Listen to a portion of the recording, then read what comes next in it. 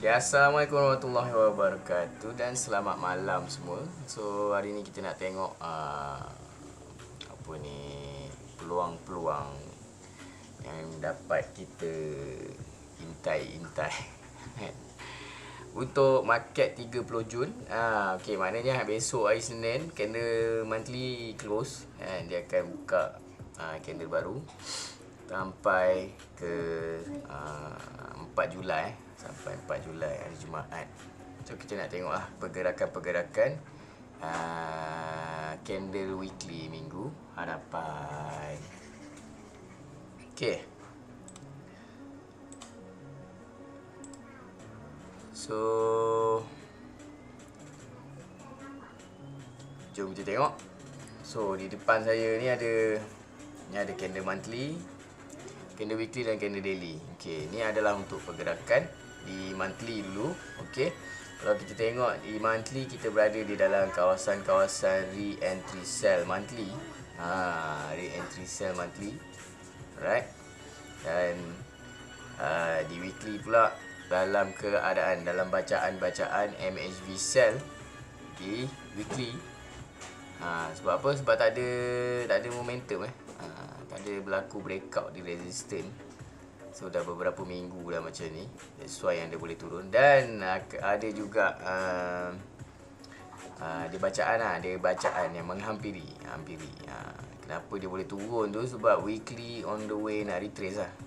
Weekly on the way nak retrace. Tapi yang retrace last week tu adalah yang 2 minggu sebelum ni lah kan.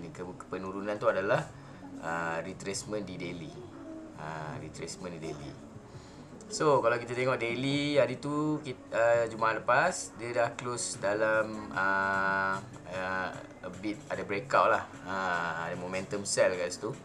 Momentum sell dan membelitkan perjalanan monthly. So daily dah bagi tahu daily dah bagi tahu kita yang monthly nak turun. Monthly nak turun. So kalau monthly turun daripada harga semasa sekarang, mencari re-entry buy dia. Dekat dalam 2000 pips ke 3700 pips. So settle untuk pergerakan monthly. Okay. Dari segi trend, ketiga-tiga time frame masih lagi dalam keadaan uptrend. So kita tengok pula perjalanan weekly. Okay, perjalanan weekly. Okay, di mana weekly dalam keadaan dalam bacaan-bacaan MHV sell gagal membuat momentum buy. Dia gagal touch pun dia punya resistance ke atas ni. Sebab apa? Sebab time frame kecil tak ada bagi apa ni orang panggil confirmation lah untuk dia naik. Okay, confirmation tu naik. Dan dia memang nak turun lah. Dan penurunannya pun dah sampai ke destinasi, iaitu re-entry buy di weekly. Daripada re-entry sell, kemudian MHB sell kan. Lepas tu turun pergi re-entry sell ni. Dah valid pun. Dah valid lama dah. Dia dah cakap dia nak turun tu dah lama dah. Kejap berapa bulan? Kita tengok 15 hari bulan 6. 15 bulan 6. So kat sini kat sini lah.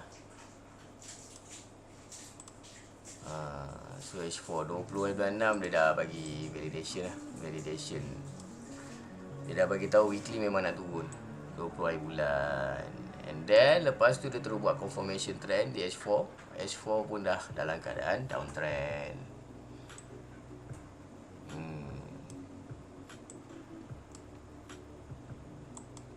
Okay. So kalau kata weekly punya re-entry ni pecah, so next stop kita adalah di kawasan-kawasan MACD dan juga EMA 50 di weekly Dia jauh sangat ni. Dia tunggu dia kuncup dulu lah. Okay, daily pula dalam keadaan sideways. Okay, daily dalam keadaan sideways. Tapi dah ada signal lah kat situ, dah ada signal. Cuma masalahnya dia punya BB tak kembang lah. BB tak kembang. So kita tengok perjalanan daily pula. Untuk perjalanan daily. Alright. Daily dah biasa, dah keluar hari tu dia dah keluar momentum buy. Lepas tu dia tapi di kala-kala sideway ni momentum buy ke momentum sell ke bagi saya boleh ambil sikit lah. Cuma jangan percaya sangat lah. Okay. Cuma di H4 ni trend dia masih kuat lagi nak jatuh. Trend dia masih lagi kuat dia jatuh sebab dia ada kiraan dia yang berbaki lagi, ada banyak lagi. Itu saya kelas kira ada 100 jam lagi ni nak turun. Ada 100 jam. Ni ada baki lagi ni. Apa ni baki ni? Mari kita tengok jap. 10 tolak 54. Okay, ada 16 lagi. Candle H4 16 kali 4 64 jam. 64 jam kalau bahagi 24. Ada 2 hari setengah, ada 3 hari. Maknanya kalau minggu depan 30. 30 1 2. 2 hari bulan. H4 boleh turun sampai 2 hari bulan Dia punya trend dia tu. Trend dia. H1 tak ada apa sangat, dia just follow H4 lah. So di conclusion kat sini, untuk time frame H4 ke bawah semuanya dah downtrend lah. Dah downtrend. So kalau kepada yang main-main short term atau scalper semua, kalau nak follow trend untuk time frame kecil, better lah, follow lah. Ambil lah peluang-peluang sell. Di mana peluang sell adalah impulsif di time frame kecil lah. Dia adalah major trend di time frame kecil. Alright. Manakala kenaikan, sebarang kenaikan adalah corrective move, ataupun minor trend. Okay. So tu saja kot. Cuma untuk pergerakan besok, kita just tengok dekat daily je lah. Okay, daily dah keluar. Daily dah keluar ni. Tapi kita tengok balik dekat H1. H1 dalam keadaan MHB dan ada bacaan retracement. So berkemungkinan H1 price boleh naik sampai dekat sini lah, dekat area top BB ni lah. So dia dah naik kat sini, kita boleh check lah sama ada dia nak melakukan pemecahan resistance ataupun kat sini adalah entry yang untuk penyambungan trend di H4. H4 kuat lagi H4 kuat lagi nak terjun. Dia kalau macam ni dia kuat lagi. Berapa kemungkinan besar dia nak pecahkan. Saya dah ada buat zone takut orang tak faham saya punya zone. So ni zone dia.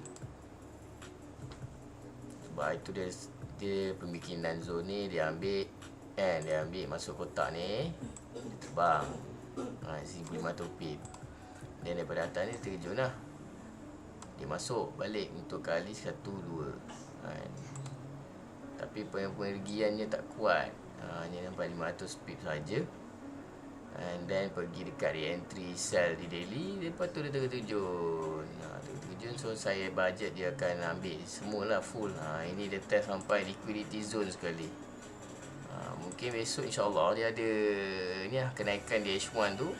Mungkin boleh bagi harapan lah. Untuk ni. Kalau tak, dia memang terjun terus tembus kat ni zone ni. Yang zone ni memang fresh lagi lah, zone weekly ni. Ni zone sebelum saya ambil 5 itu, tapi zone ni dah tak boleh nak pakai, possible break. And then ni next zone yang mungkin dia akan test lah untuk dalam perjalanan. Ni perjalanan kalau monthly nak turun. Tapi monthly nak turun bukannya besok lah. Jadi kalau walaupun dah ada validation dia nak turun, dia makan masa juga. Makan masa 2-3 bulan juga lah. weekly pun dah ada bacaan dah retrace. Kita tengoklah. Okay, itu saja kot saya rasa. Lama-lama pun. Sebab lepas ni saya ada kelas nak kena buat. Okay. So macam biasa, boleh saya aran ulang tayang akan saya upload di YouTube lah. Saya akan upload kat YouTube. And apa ya,